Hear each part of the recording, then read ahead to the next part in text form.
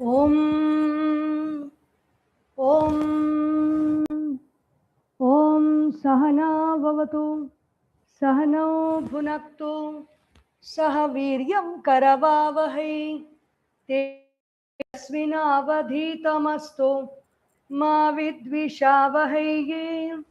Om Shanti Shanti Shanti. Om Narayanam Namaskritya Naram Chaiva Narottamam Devim Saraswatim Vyasam Tato Jayamudirayet.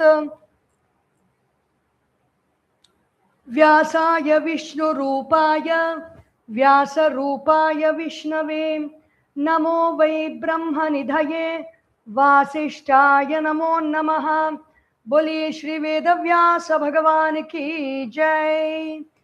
Vasudeva Sutam Devam Kamsa Chanuramardanam Devaki Paramanandam Krishnam Vande Jagadgurum. Bole Shri Krishna Chandra Bhagavan Ki Jai. Om Sada Shiva Samarambham Shankaracharya Madhyamam Asmadacharya Paryantam Vande Guru Paramparam. Bole Shri Shankaracharya Bhagavan Ki Jai. Samasta Jana Kalyane Niratam Karunamayam Namami Chinmayam Devam Sadgurum Brahma Vidwaram.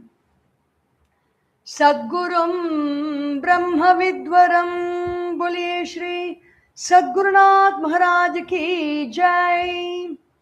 Hari Om. Welcome to the 15th day of Srimad Bhagavad Gita, the Holy Gita, through the vision of Swami Chinmayanandaji, Pujya Gurudev. We saw in chapter 3, everything is an exposition of KarmaYoga, how to do action, and what should be the goal of our action, and with what kind of a state of mind we should do the action. The 9th verse we saw yesterday.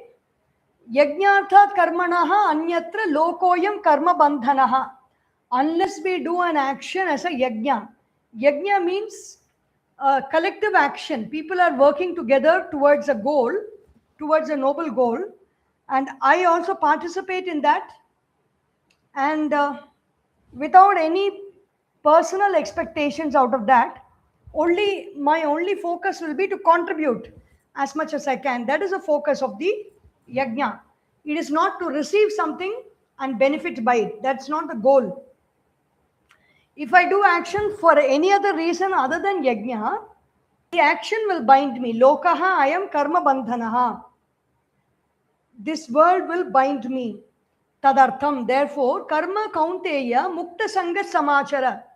How will you engage in action, Arjuna?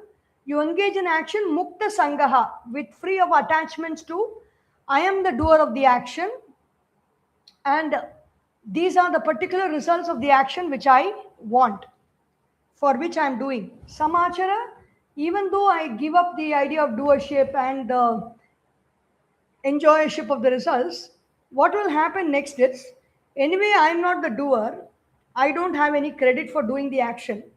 And whatever results come, I am not the enjoyer. Somebody is going to get the results. Meaning Ishvara, the credit for the results goes to Ishvara. The receiver of the results is Ishvara. The next thought will come, why should I do action? Or even if I do, why should I do it properly? I'll do a sloppy work. I'll do a slipshod work. Will be the attitude. So Bhagavan Shri Krishna says, Sam achara, samyak achara is work very well, do very well, write very beautifully, sing very beautifully, practice a lot, practice well, play very beautifully, play beautiful strokes, cook very well, do gardening very well. Let the whole world around you be an expression of your beautiful actions without any particular expectation of results.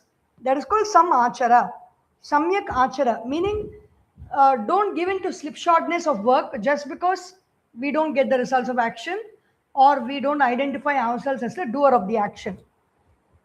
Today, the 10th verse. How is this whole world created? This whole world is created in a way by which we can do actions and we'll get the results out of actions by which everybody can prosper in this world. The 10th verse, Saha yajñāh praja sruštva purovacha prajapatihi anena prasavishyadhvam yeshavostvishta kamadhuka.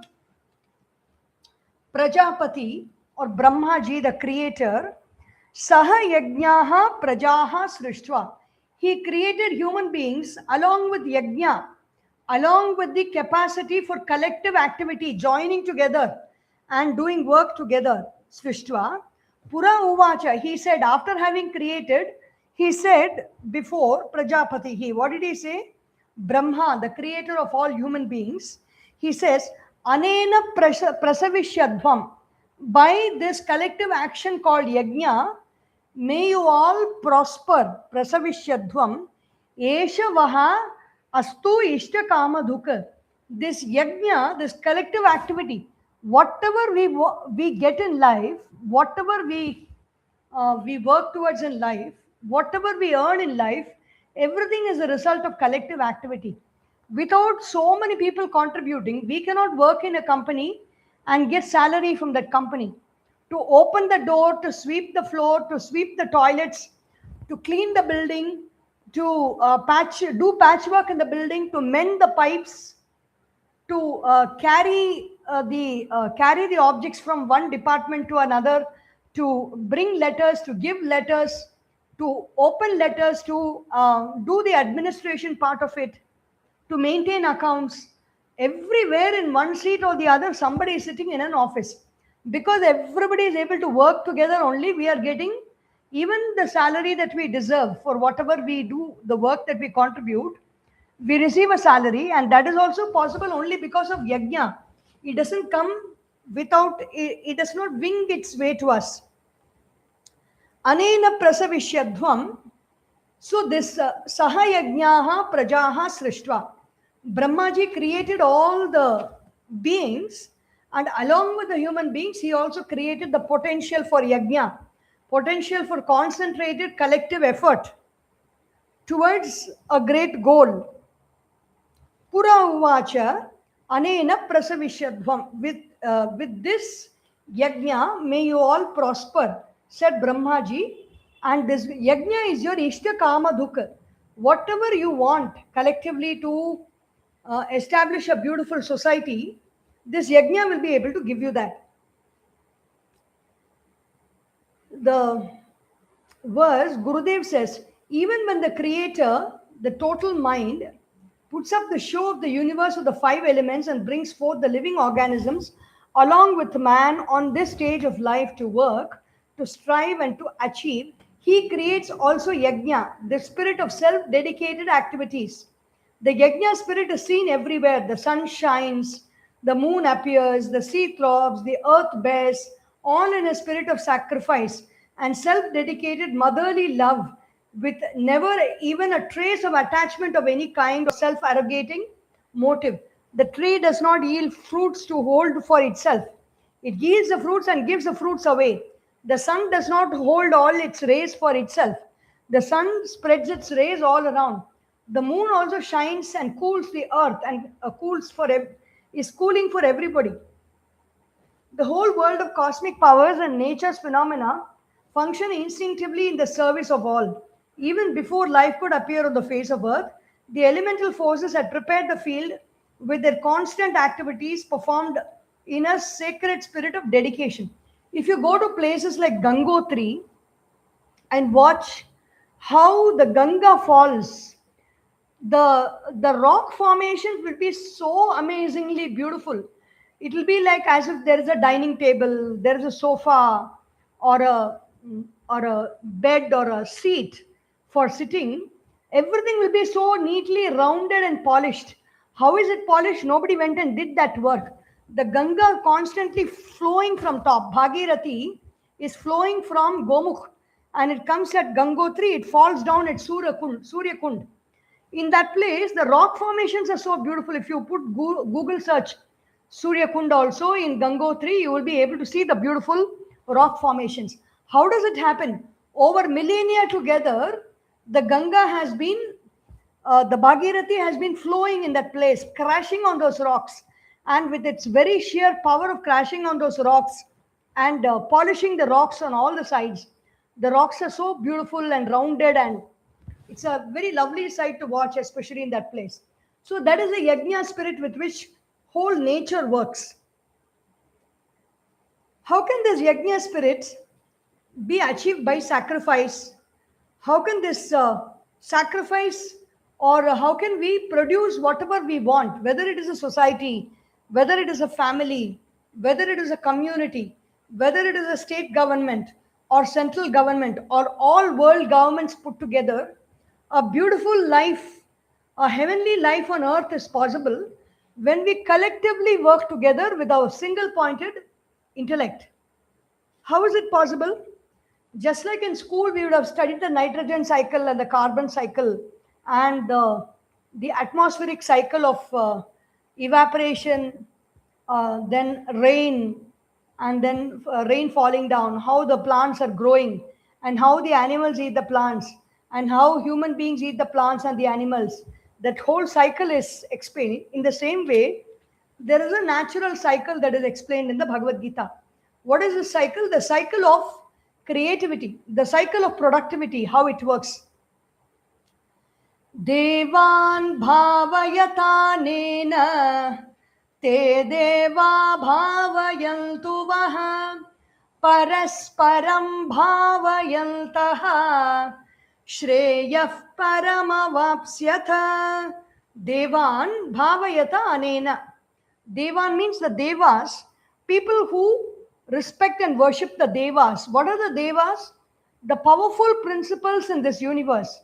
The power of Agni, the power of fire, the power of water, the power of earth, the power of air, the power of space, the power of mind, the power of intellect, the power of speech, the power of work, the power of walking, the power of talking, the power of thinking. Everything is a deva.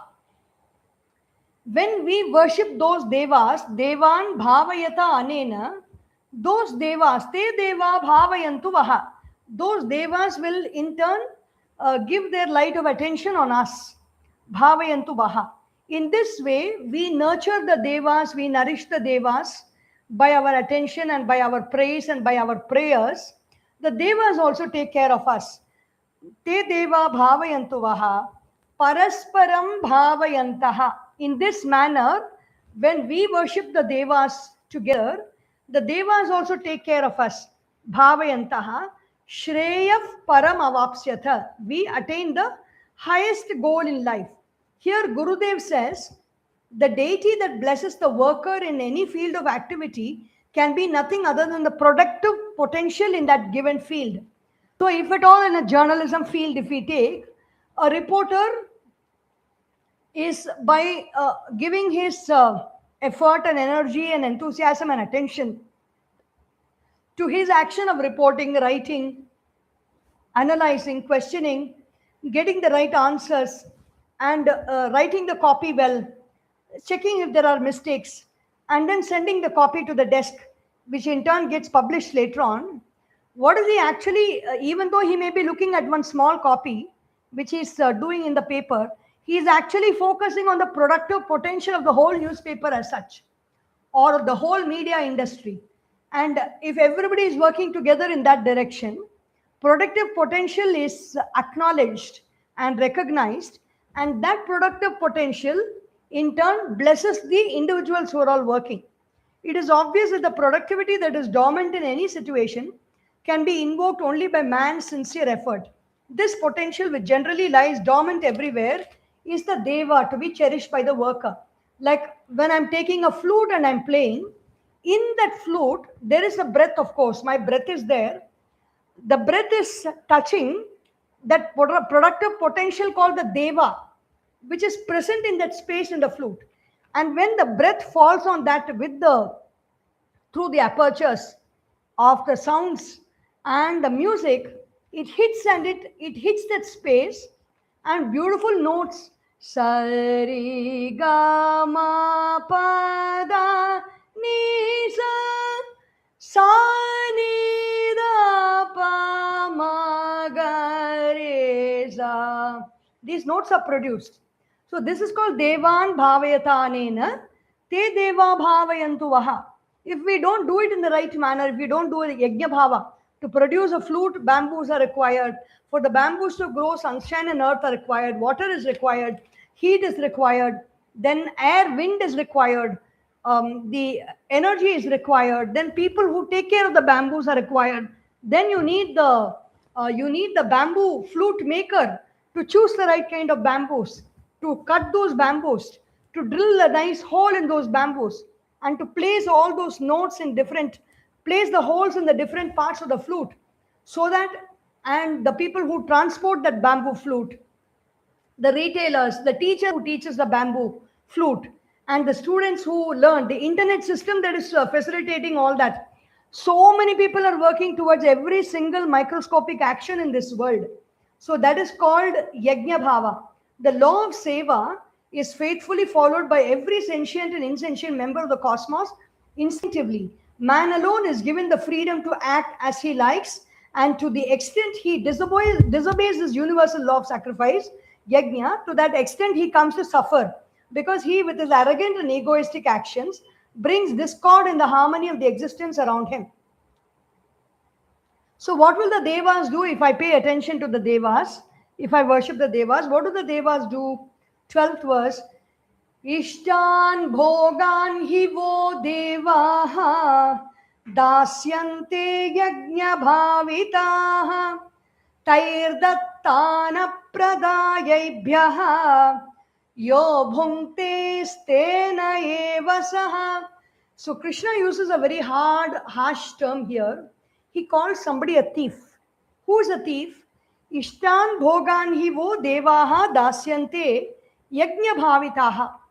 When the devas are giving us something, when the productive potential is blessing us with a lot of gifts out of action, the action did not happen because of one individual. The action happened because of the collective. Taihi dattan apradayebhyaha. But when we receive it and we don't share it with others, apradayebhyaha, and we are only taking it for ourselves and enjoying ourselves, what happens? Bhuntehe tena eva saha. Tena eva saha. Such people are called thieves, says Bhagavan Shri Krishna. In a very singular word, he scolds such people who are eating for their own, who are saving and who are getting for their own, their own needs in a very selfish manner. Gurudev says here, in the capitalistic system of life, we notice the wrong tendency of self-aggrandizement of profits produced out of the collective efforts of millions of workers. This ultimately creates sad maladjustments in all spheres of activity, and the national and international peace is threatened when we thus upset the law of harmony in life. When this idea, familiar in modern finance, that a member of society who consumes without producing is a liability to the nation, is reread in the language of the Vedas, it is spelled as a second line of this stanza. That is what, whoever is consuming without giving, they are called thieves. He who enjoys the objects given by the devas, the productive potential tapped, without offering his own yajna efforts into it, is termed here by Krishna as a social thief. On the other hand, what happens to people who participate in the yajna, who participate in the collective activities of the world on a day-to-day basis, and then they receive their little bit which is given to them as yajna shishta ashinaha santaha, the prasad, yajna prasad they receive. All the salary that we receive, all the small gifts that we receive, all the dakshina that we receive, everything is a prasada of this yajna. No money comes to us without any inputs that is given to us from our own end. So the 13th verse says, yajna shishta shinas santaha muchyante sarva kilbishaihi bhunjate te tvagham papa ye pachantyatma karanat. Again, the previous word was tena, thief. But here, at a mental level, a person does not contribute anything, but only is receiving from the society. They are only receivers and they are not givers. They are all, what do they eat? They eat only sin, because they are taking in only inaction. There is no action in them, and they are only eating inaction. And when they eat inaction, their mind is riddled with sins. Yajna shishta ashinaha santaha muchyate sarva kilbishaihi. The people who contribute as for yajna, the collective effort, and then they receive their portion of the produce which comes to them very cheerfully, and they enjoy that, they're freed from all sins. On the contrary, bhunjate te tu agham papaha. Agham, they only eat sin, and it is a double, two times it's been mentioned. Agham is sin, and papa is also sin. Bhunjate te tu agham papa ye pachanti atmakaranat. So Bhagavan Shri Krishna is calling out the selfish person who consumes only for his own self, and he is not sharing it with society. Sins of the past are the causes, Gurudev says, sins of the past are the causes for the present pains, and the present sins would be the causes for the future sorrows. Thus, all causes for the sorrows in social life would no doubt be removed if the good and socially conscious members of a community were to feel satisfied in enjoying the remains of their cooperative work performed in the true yajna spirit. If they cooperate and do work and then they take what comes out of that, then the society will feel very happy. The people also will live a happy life. On the contrast, it seems that Krishna is perfectly against private property, not in the sense in which a communist would understand it. Krishna seems to be against the principle of arrogation of wealth and of hoarding the same, motivated by lust of lucre, meant mainly for selfish enjoyment, utterly regardless of the privations and property of the unfortunate folks around in the community. It is said that such hoarders of wealth eat but sin. For the following reasons also, action should be performed by him who is qualified for action, for it is action that sets that wheel of the universe moving. So how does action set this wheel of universe moving? This is as like the nitrogen cycle, the carbon cycle. This is the wheel of action cycle of the universe. It's a very interesting shloka. It gives a very ancient but yet a very modern and new perspective to what is happening in this world. How does action take place? Annad bhavanti bhutani parjanyad anna sambhavaha yajñād bhavati parjanyaha yajñah karma samudbhavaha karma brahmodbhavam vidhi brahmakshara samudbhavam tasmat sarvagatam brahma nityam yajñe pratishtitam. Annat bhavanti bhutani. From food, all beings emerged. All of us, when we are born, what happened? Food was taken in by our fathers. The seed was nourished by the food, and then the seed was passed on to the mother, and the mother also nourished the seed by food. The egg and the sperm, it became the zygote, and the zygote is growing only because of the food that the mother eats. And afterwards the baby is born. And how did that 3-kilo baby has become 50 kgs, 60 kgs, 70 kgs, even 100 kgs sometimes? How does it happen? It is because of mountains and mountains of food that we have eaten over these so many years. Annat bhavanti bhutani. All beings are born out of anna, out of food. Then, how is that anna born? How is that food born? Parjanyat anna sambhavaha. By rains, food is created. Water is very essential for growing crops, and the crops are fed by animals and human beings also. And the people who eat the animals, they also are eating the plants in a second-hand manner, because the animals eat the plants, or the carnivorous animals eat the herbivores sometimes, and the herbivorous animals are eating plants, and then this animal the human being eats. So it is Annad Bhavanti Bhutani. Everything is born out of food. Parjanyad Anna Sambhavaha. So the rains create the food. Yajnat Bhavati Parjanyaha. How do rains come? It is not just a random mechanism of creating, of having rains. In those days, they used to say that if a king rules well and with justice, then there will be 3 rains a month in the kingdom. Every 10 days, one rain will come. It is not coming like all in one time and then spoiling all the crops, not that way. Every 10 days, one gentle rain will fall, and that will be sufficient for that whole month. So this is a kind of a connection that the ruling of a government had வரப்புயர நீர் உயரும், நீர் உயர நெல் உயரும், நெல் உயர குடி உயரும், குடி உயர கோன் உயரும், கோல் உயரும், கோல் உயர cone உயர்வான். In Tamil, the same varappu is this agricultural land. When that agricultural land is increasing, the water table will increase. Neer uyara nel uyaram. When water table increases, the grains of grass, the grains will grow well. Nel uyara kudi uyarum. When the grains are growing well, the people are all very well nourished. Kudi uyara kol uyarum. Dharma, that establishment of dharma is happening. Kol uyara kudi uyara kon uyarum. Kon is a king, and kon uyara kol uyarvan. The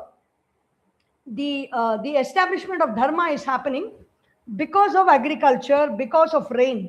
Annad bhavanti bhutani parjanyad anna sambhavaha yajnat bhavati parjanyaha. How does that rain come? The rain comes with yajna. Even in modern days, I remember when I was in school, there was a drought phase, and so they were discussing means by which how they can do cloud seeding. With a helicopter, they do cloud seeding to bring rains. So yajnat bhavati parjanyaha. In those ancient days, how did rains come? Even today, when they say that when you do a yajna, rains will come. And there are people who take umbrellas for yajnas. It may not be raining before the yajna, but once the yajna is over, if it is a Varuna yajna or whatever it is, for whatever reason a yajna is done, heavy rains will pour.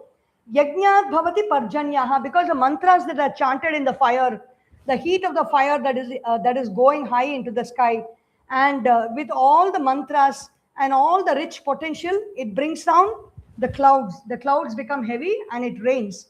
Parjanyaha. Yajnaha. How does yajna come? Yajnaha karma samudbhavaha. So, yajna is not just a fire ritual.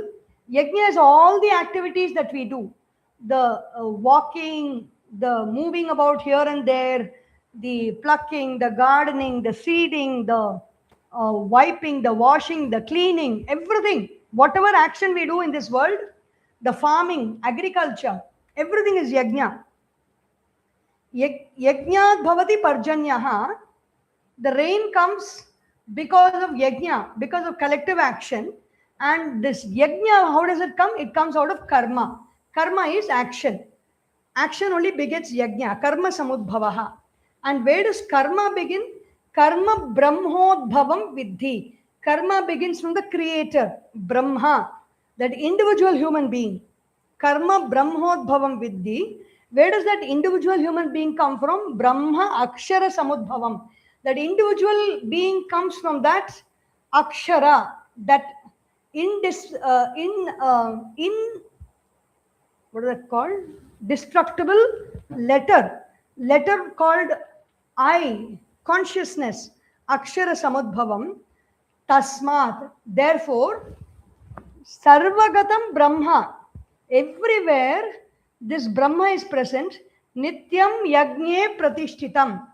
Yagne, this brahma or this brahman is established in yajna. Ever rests in sacrifice. The living creatures are born out of food and they are nourished by food. The mineral wealth of the world becomes assimilable food, both as vegetarian and non-vegetarian, only by the action of rain upon it. But for rains, the vegetables will not grow. But for the rains, vegetables will not grow. And the lack of proper grazing grounds is a danger to cattle wealth. Rains come as a result of yajna, and yajnas are performed through human action. Gurudev says again, similarly, in all fields of activity, there is an enjoyable profit which can be gathered only when the fields come under the conditions favorable for them to produce those profits. Self-dedicated activities or yajnas, when performed in any given field of endeavor, will be creating therein conditions necessary for the field to smile forth, which is called rain, in a luxurious crop of profit, annam, enjoyable by the society. So channelizing water for agriculture and then doing the agriculture, producing the crops, there is also rain is produced as a result of that.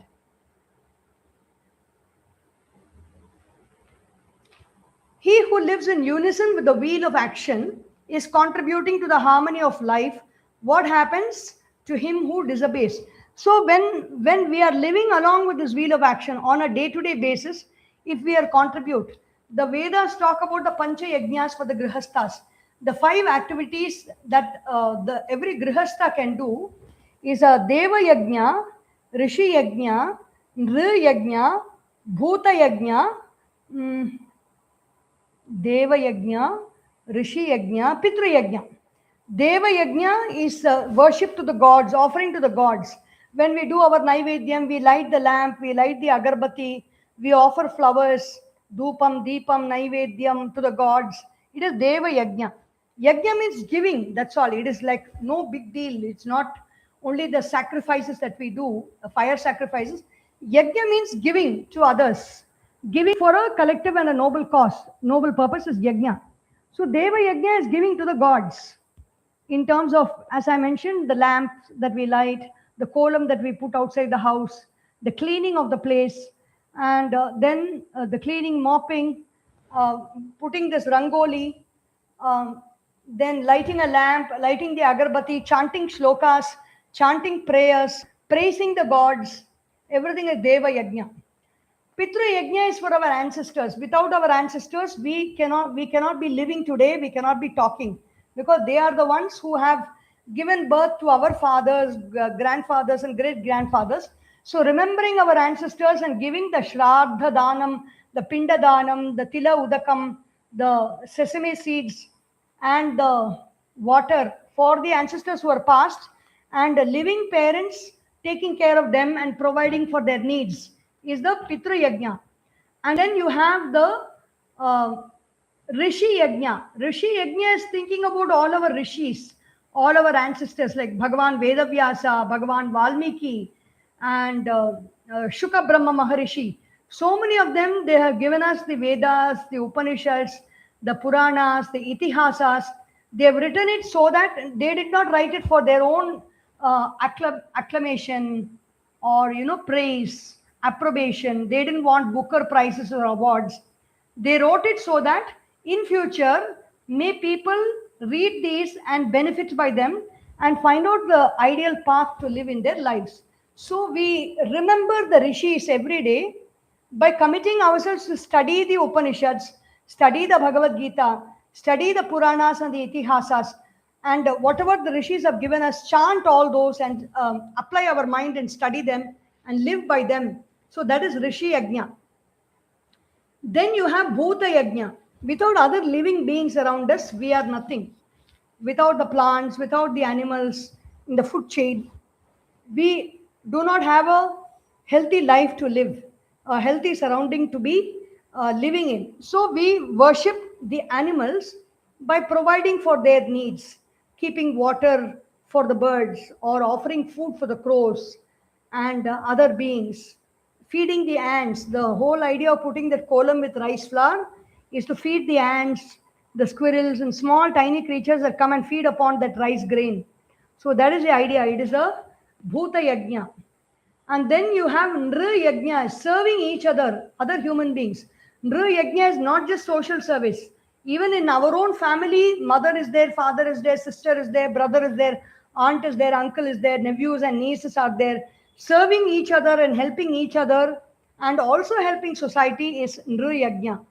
And then these are the 5 yajnas: Nri Yajna, Rishi Yajna, Bhuta Yajna, Pitru Yajna, Deva Yajna. So these are the yajnas that we can offer, our offerings to society, which we can do. And by this, we also enjoy the benefits of the collective. And without sin, we can enjoy that. If we do not do what we have to do, if we do not discharge our duties and responsibilities, and we only keep taking from the universe, then we will be acquiring sin. He who lives in unison with this wheel of action is contributing to the harmony of life. What happens to the one who disobeys? So the 16th verse, Evam pravartitam chakram nanuvartayati hayaha aghayurindriya ramaha mogham partha sajivati evam pravartitam chakram. This is a cycle of karma. Like I contribute, along with everybody else, we contribute, and the action happens, the results come, all of us share the results, and we are content with what we get. This is the cycle of action, cycle of karma. Na anuvartayati iha yaha. If one person is not joining that cycle and just standing aside and watching the fun of what's happening, aghayuhu indriya arama, such a person, his life is in vain. His life is a sinful life. His breath itself is sinful. The person intaking and giving his breath out is very sinful. It's filled with sin. Indriya aramaha. What is he living? He is living just to fulfill the pleasures of his senses. Mogham partha sajivati. His life is in vain. He is mogham means it is in vain, of no use, of no purpose. What a sad condition Bhagavan Shri Krishna is pointing out. In such an era, nobody would want to come forward to work in the redeeming noble spirit of yajna, without which no favorable circumstances or rain could be created for the productive potential devas to manifest themselves as nourishing joy. Seekers of sense, indriya aramaha, they compete among themselves, each seeking with lustful greed his own selfish happiness, and they often unconsciously bring about a discordant rhythm in the wheel of action. The wheel of action has been set in motion, and we have to just follow the wheel of action to achieve all the benefits of society. This is where the Bhagavad Gita is not only the textbook for an individual, it is also the textbook for a collective vision of a healthy and harmonious society. If we follow this principle, we will be socially very enriched, and nobody can destroy us. We will be so powerful. Bhagavan himself now supposes Arjuna to ask the following questions. Is the wheel of action thus set in motion to be followed by all, or by him only who has not yet attained firm faith in the path of knowledge? So there are two people already. Lokesmin vividat nishta pura prokta mayanaga jnana yogena sankhyanam karma yogena yogina. For the person who's meditative, jnana yoga, and for the person who's want to do action, karma yoga. So Arjuna might have a question. This wheel of action should be followed only by the person who has not attained the purity of mind and therefore not reached that level of knowledge, or should it be followed by everybody? So 17th verse, Yastvatma ratireva syat atmatriptascha manavaha atman cha santushtaha tasya karyam na vidyate yastu atmaratihi eva syat. Every one individual who's going on thinking about his own welfare and well-being, atmatriptascha manavaha, and he is just content with his own enjoyment. Atmani eva cha samtushtaha. Sorry, this is not talking about the people who are not participating in the wheel of action. Arjuna's question can be, does everybody have to do that? The question is not asked here, but Bhagavan is expecting that question. He says everybody need not do this. Yahatu atmaratihi eva syat. That individual who is content in the self, by the self, atmatruptascha manavaha. He is atmatrupta. Atmaratihi means he is established in that self which is consciousness. Atmatruptaha. He is content with that consciousness. He doesn't want anything more in his life. Atmani eva cha santushtaha. He is very content by being with himself, being by himself, and being of himself alone. Tasya karyam na vidyate. For that person, he really doesn't need to do anything at all. So, this verse is very interesting. Gurudev says, through selfless work, an individual gains an increasing amount of inner poise, and when such a single pointed mind is brought to function at the meditation seat, the meditator gains the experience of transcending his limited ego. Here, it is a fact that we are egged on to activity seeking and demanding a better satisfaction and a complete contentment in life. Satisfaction and contentment are the two wheels of the life chariot. In order to gain a better satisfaction and to reach the nearer point of contentment, we are goaded to act in the outer world, to earn and to save, to hoard and to spend. But the man of perfection, who on transcending his limited identification, his limited beliefs, and his matter envelopments, when he gets himself ushered into the all perfect realm of the spirit, he comes to feel so satisfied with that state of selfhood that he thereby attains and he experiences a complete sense of contentment in that very divine nature, and that provides eternal satisfaction to him. Such a person, for such a person, there is no work that needs to be done in this world. 18th verse, Naiva tasya krite narthaha na krite neha kaschana na chasya sarva bhuteshu kaschidharthavyapashrayah na eva tasya, for that person who's content in the self, kritena arthaha, he does not gain anything by doing something, na akritena iha kaschana, by not doing something he does not lose anything also. Nachasya sarva bhuteshu kaschid arthavyapashrayah. For this person, in all the creatures in the world, there is no transaction of give and take. I give you this and you give me this. That requirement is not there, because he is completely fulfilled and filled with the bliss of the supreme infinite consciousness. So he does not have to do any work. But Arjuna has not yet come to that point. So that is why this whole advice about Karma Yoga is being given here. You have not attained to the right knowledge, Arjuna, all pervading like the flood waters. Wherefore, what happens? Tasmad asaktas satatam karyam karma samachara asakto hyacharan karma paramapnoti purushaha. That individual being, tasmat, therefore, three dots, asaktaha, without identifying with I am the doer of the action, without identifying with any particular results of the action I am expecting and looking forward, satatam, always, karyam karma, do work, Arjuna.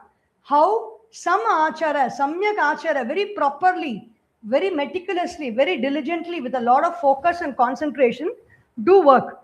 Asaktaha hi acharan karma, without any kind of an attachment. When one person is doing action, param apnoti purushaha, that individual being attains supreme bliss. Gurudev says here in this verse, proselytization is not the technique of Vedanta. Hindus are strangers to proselytization. Is convincing somebody, yes, what I say is the truth, you believe it blindly. Every strong statement of fact is preceded by a line of logical thoughts explained at length. Till now, Krishna was explaining the wheel of action, and after exhausting the exposition of his entire theory, he, in this stanza, is crystallizing his conclusions, encouraging Arjuna to act. He is not telling Arjuna blindly act. He is giving the reasons for which he needs to act. Therefore, always perform actions which are obligatory in your present social status, in your domestic situation, as a member of your community and the nation. Even here, Krishna is repeating this warning to Arjuna that he must be careful in all his activities, keep his mind away from all dangerous attachments. Attachment is ego and egocentric desires. I plus I want is attachment. The Lord has already explained how attachments directly help to form tendencies in the mind and deepen fresh vasana impressions. So what will happen when I have attachments? The vasanas in my mind will become strong and it will become a self-fulfilling prophecy to have more and more vasanas in the mind. We will continue tomorrow. Om Sarvesham Swastir Bhavatu, Sarvesham Shantir Bhavatu, Sarvesham Purnam Bhavatu, Sarvesham Mangalam Bhavatu, सर्वे भवन्तु सुखिनः, सर्वे सन्तु निरामयाः, सर्वे भद्राणि पश्यन्तु, मा कश्चित् दुःखभाग् भवेत्। ॐ असतो मा सद्गमय, तमसोर्मा ज्योतिर्गमय, मृत्योर्मा अमृतं गमय। ॐ पूर्णमदः पूर्णमिदं पूर्णात् पूर्णमुदच्यते, पूर्णस्य पूर्णमादाय पूर्णमेवावशिष्यते। ॐ शान्ति शान्ति शान्तिः। हरिः ॐ। हर नमः पार्वतीपतये, हर हर महादेव। हरि ओम।